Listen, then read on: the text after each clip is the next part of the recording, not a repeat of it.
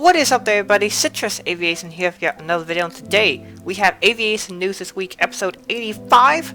We have some awesome stuff to go over, some very interesting news, starting off with the headline news here, which is part of the route news. And that is that SpiceJet and Starlux have received their foreign carriers permits, the foreign air carriers permits, as they're called, to operate to the United States. So Starlux will be operating here to the United States in the future. They're planning on hopefully starting in 2022 with Taipei to, I believe, a San Francisco service on the A350-900. SpiceJet, like the airline that you see the picture of here, is a little bit more interesting because they want to operate Boeing 737s between Delhi and New York. Now, as you might know, the 737 doesn't have the range to go there, so this aircraft will probably have to make 2 stops on its way between India and the United States. SpiceJet would like to start the route on Boeing 737-700s and 800s, and the purposes for these flights are as cargo flights and as repatriating flights. So this is not generally intended as just regularly scheduled service, and this is intended for special purposes. However, I could see this leading to a full service flight in the future. SpiceJet has said they are considering wet leases as well of wide-body aircraft, so that would be something interesting as well to see. So this is really interesting that New York will be starting to get SpiceJet 737s.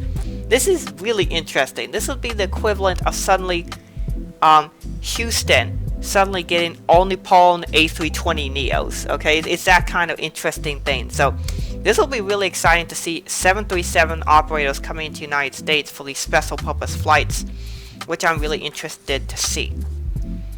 With that being said, other great news is that Etihad Airways and Singapore Airways have fully vaccinated their crews. This is something I think we're going to start to see become a very popular trend, with Etihad Airways and Singapore Airlines being some of the first airlines to do this. But the entire flight crews for these aircraft and for these airlines have now been vaccinated. So that means they have the vaccine, they should be covered for the virus, and the airlines will now be able to fly with those passengers, which is very good news that if you fly Etihad Airways or Singapore Airlines, that the crews that you encounter on the flight will not give you the virus, which that's great news. I do expect most, if not all, major airlines around the world to do this in the future, and I'll keep you updated on what other airlines do it as well. Moving to fleet news.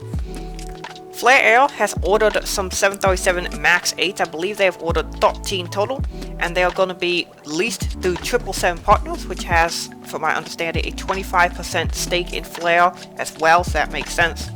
The aircraft will be in a high-density, all-economy 186 seat configuration, which is really exciting, and it will also feature Flair's new livery, which is here on the screen.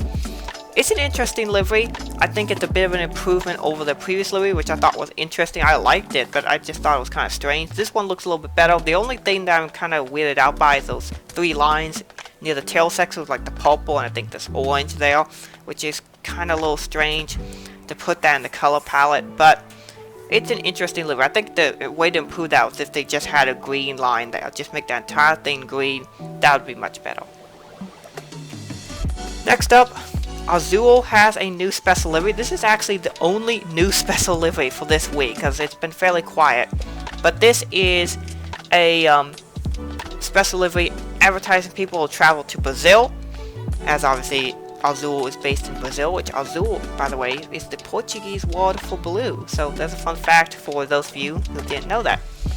This aircraft is registered as Papa Romeo-Yankee Sierra Charlie, Airbus A320-251neo, and the picture was taken on the February 10th, 2021. So this is a really cool aircraft.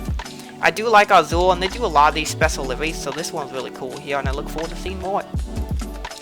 American Airlines has announced the retirement for their Embraer ERJ-140s. So not all the ERJ are getting retired because they also have the 145s as well, but it's just the E140 LRs, so these are the slightly smaller capacity, longer range variant of the aircraft type. I believe it's the same frame, aircraft frame, but some of the section there in back is not taken up with seats, but it's taken up with fuel storage.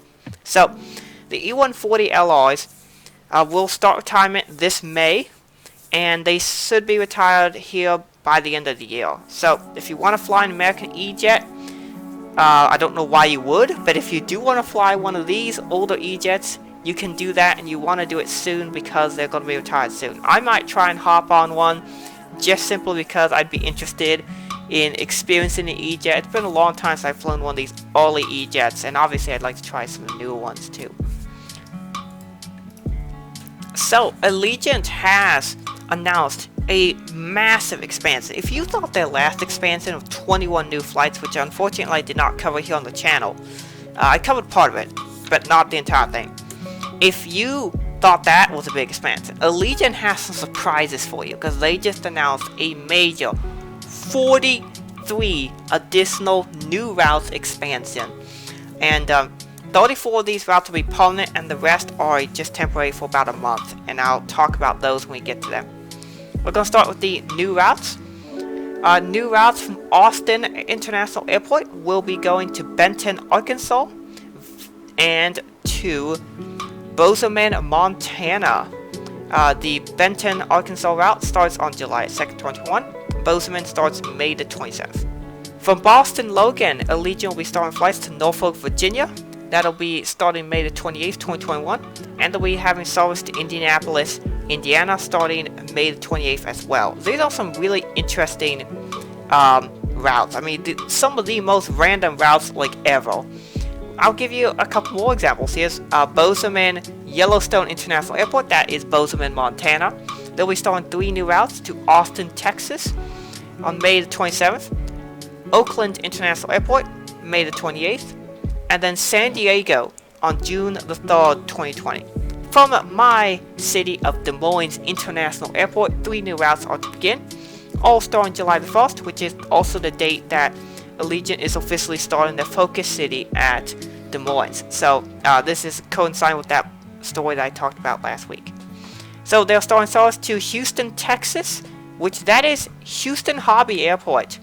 So I take it Southwest will not be starting a route to Houston Hobby after all, now that Allegiant has this route.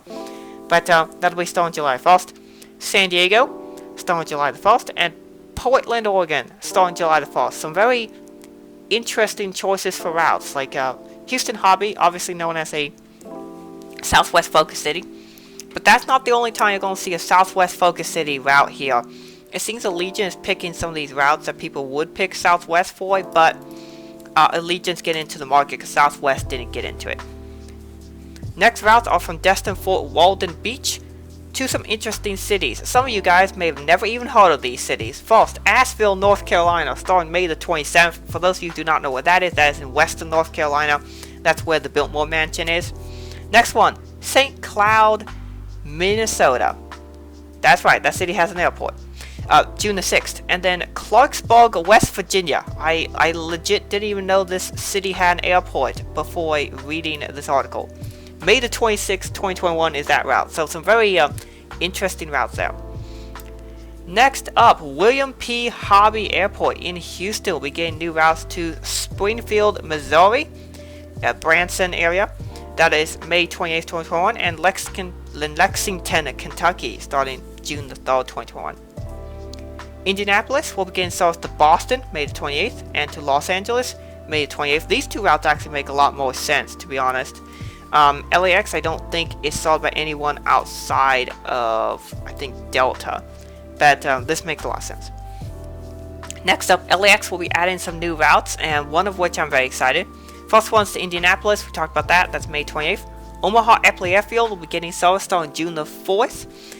Rapid City, South Dakota, starting June the 4th, 2021 as well as Shreveport, Louisiana, starting June the 2nd, 2021. It's a very interesting route here as well. Nashville will be getting new routes as well to Albany, New York, starting May the 14th. To McAllen, Texas, I believe that is where there's an Air Force base there, so that actually kind of does make sense. That is starting May 27th. And to Port Smith, New Hampshire, starting May 27th. And to Boise, Idaho, starting May the 28th.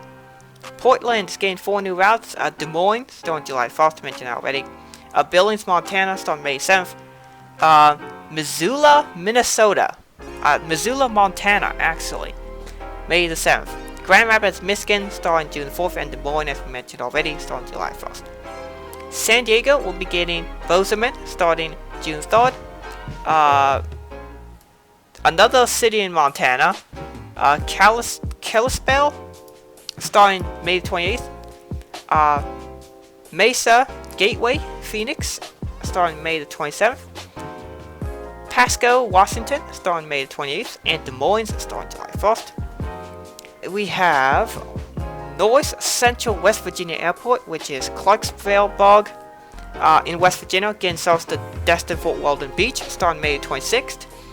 And Chicago Midway, starting June the 3rd. That is a Southwest hub. So it's interesting that Allegiant is going to start service there. I think that's very interesting. I see now. Next up, we have the temporary services, and these are all going to Rapid City, and that is for the Sturgis Rally. And that is all for it's a big motorbike rally, one of the biggest in the world. And Allegiant will be offering temporary flights to the Sturgis Rally in Rapid City. These will be including routes from Appleton, Wisconsin, starting August 4th. These all actually appear to be starting August 4th. So Appleton, Wisconsin, Indianapolis, Indiana, Peoria, Illinois, Nashville, Tennessee, Pittsburgh, Pennsylvania, Grand Rapids, Michigan, Orlando Sanford Airport, Knoxville, Tennessee, Punta Gorda, Florida. So if you're a biker and you need to get to Rapid City for the Sturgis Rally, Allegiant can take you there. With that being said, that is it for the routes. Quite a few new routes for Allegiant. A lot of interesting ones. If you want to see a kind of an entertaining video on the Allegiant new routes, go watch AS Aviation's video here in the top right hand corner. He put a little fun skit in about the new routes.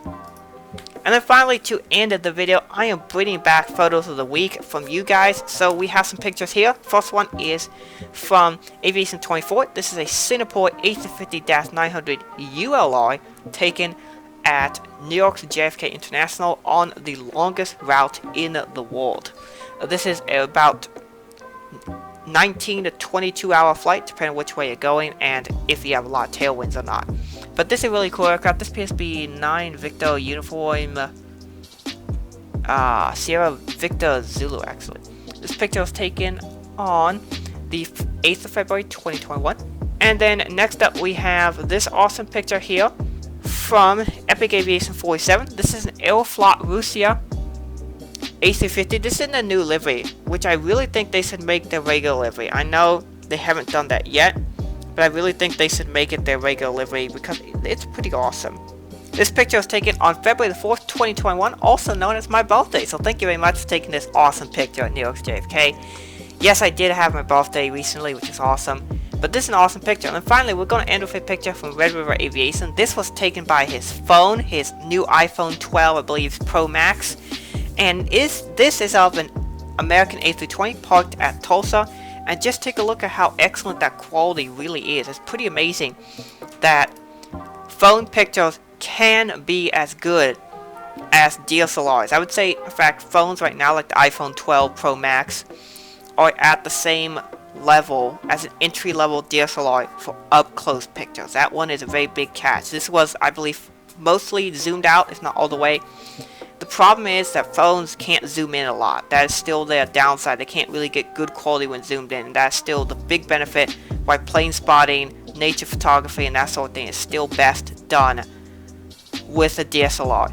But iPhones and phone cameras, they're not bad. They're not complete junk piles anymore. So, yeah, that is the pictures of the week. And, I recently went to DSM to see a Boeing 757-300. Stay tuned for a video for that. I'm going to put that as a little extra video. It's going to be about a minute or so. But yeah, there'll be a little 757-300 spotting at DSM coming out. Got more videos coming out this week. Hope you guys enjoyed the video. And that should be it for this one. Thank you for watching. Have a great rest of the day, and God bless you.